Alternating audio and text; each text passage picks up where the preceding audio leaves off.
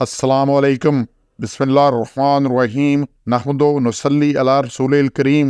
سورہ بنی اسرائیل کے 15 مرکزی موضوعات میں سے ہمارا 14واں مرکزی موضوع شیطان ہے۔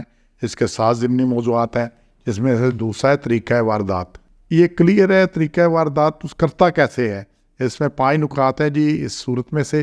پہلا طریقہ کیا ہے؟ شیطان غلط باتوں سے فساد ڈال دیتا ہے۔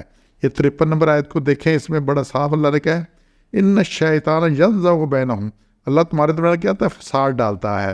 یہ جو شیطان انسان کا کھلا دشمن ہے، وعدہ کر کے اللہ سے چیلنج دے کے آیا کہ میں نے اس کو چھوڑنا نہیں، جس نے مجھے جنت سے نکلوایا انسان نے، میں نے اس کو اپنے ساتھ جہنم میں لے کے جانا ہے۔ اب یہاں لفظ ہے ان الشیطان ینزغ، شیطان کیا کرتے ہیں؟ فساد ڈالتا ہے۔ پھر ینزغ سے کہتے کام کو بگاڑنا، خراب کرنا، فساد ڈالنا، خرابی کرنا، تو اس کو خرابی ڈالتا ہے، ہر خرابی۔ اور خرابی کیسے ڈالتا ہے؟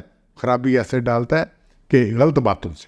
اسی لیے اس سے پہلے آ رہی ہے کہ جو اچھی بات کرو، اس سے پہلے جا رہی ہے اللہ نے حکم دیا ہے کل بات ہی میرے بندو یقول اللہ تھی احسن، بہترین بات کرو، اچھی بات کرو۔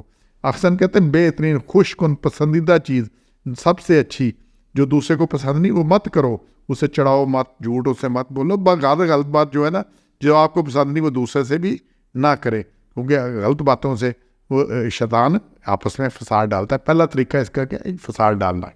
اللہ نے جو حکم دیا یہاں پہ کہ بات کرتے وقت ہر شخص کو سب سے بہترین بات کرنی چاہیے، الفاظ میں نرمی ہو، لہجہ میں شیرنی ہونی چاہیے، تند و تیز، تلخ اور غصہ والے الفاظ اور لہجہ سے پرہیز کرنا چاہیے۔ لہجہ اور الفاظ میں درستی سے مخاطب کے دل میں ضد اور عداوت پیدا ہوتی ہے۔ اس لیے اقبال نے کہا نرم دم گفتگو گرم دم جستجو، رزم ہو کہ بزم ہو پاک دل و پاک باز۔ تو جو مومن ہے نا وہ گفتگو میں نرم ہوتا ہے، لیکن کام میں، کوشش میں، محنت میں گرم ہوتا ہے۔ اور رزم ہو کہ بزم ہو، جنگ کا میدان ہو یا محفل ہو دوستوں کی، اس میں پاک دل و پاک باز، ہر جگہ دل بھی اس کا پاک ہے اور اس کی روح بھی، اس کے اعمال بھی پاک ہے۔ تو اس کے بعد جی اسی میں جو سلسلہ ہے نا کہ یہ جو ہمارے گھروں میں اور خاندانوں میں جتنی لڑائیاں تلخیاں ہوتی ہیں وہ زیادہ زبان کی وجہ سے ہوتی ہے۔ باقی مسائل تھوڑے ہوتے ہیں، تم نے یہ کہہ دیا، میں نے یہ کر لیا، اس نے یہ کر لیا۔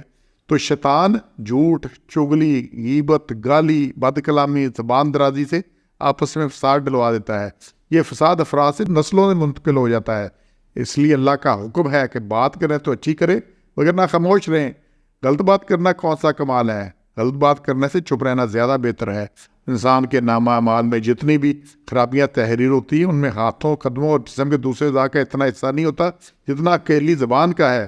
اللہ نے شیطان کے اس طریقہ واردات سے واضح طور پر خبردار کیا، لہٰذا اپنی زبان کو کنٹرول کریں۔ جو زبان کنٹرول نہیں کر سکتا اس نے کسی کو کیا کنٹرول کرنا ہے۔ اچھا جی، اگلے 4 نکات آیت نمبر 64 میں سے ہیں۔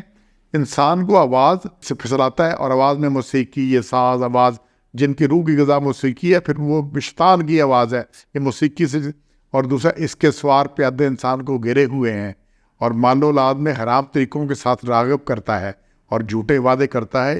یہ 4 اس میں آ رہی ہیں باتیں، ان کو 64 نمبر آیت کو دیکھیں۔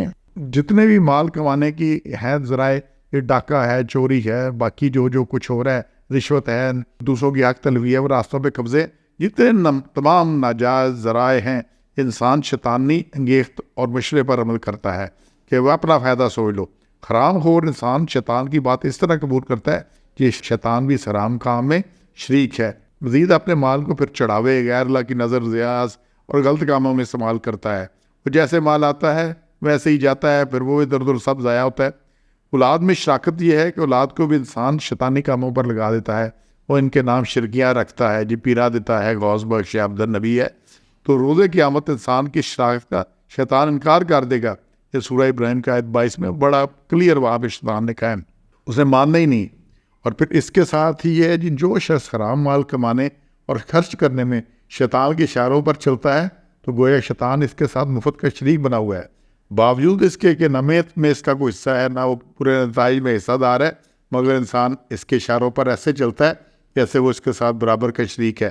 اسی طرح اولاد کو گمراہی اور بدعتواری پر اس طرح چلاتا ہے جو شیطان کی مرضی کے مطابق ہے۔ اولاد کو جھوٹ کون سکھاتا ہے؟ ہر بچہ فطرت پر پیدا ہوتا ہے، اور فطرت نیکی کی ہے، خرابی کی نہیں۔ تو پھر معاشرہ اسے، لوگ جو ہے گھر والے سب سے پہلے اسے خرابی کی طرف لاتے ہیں۔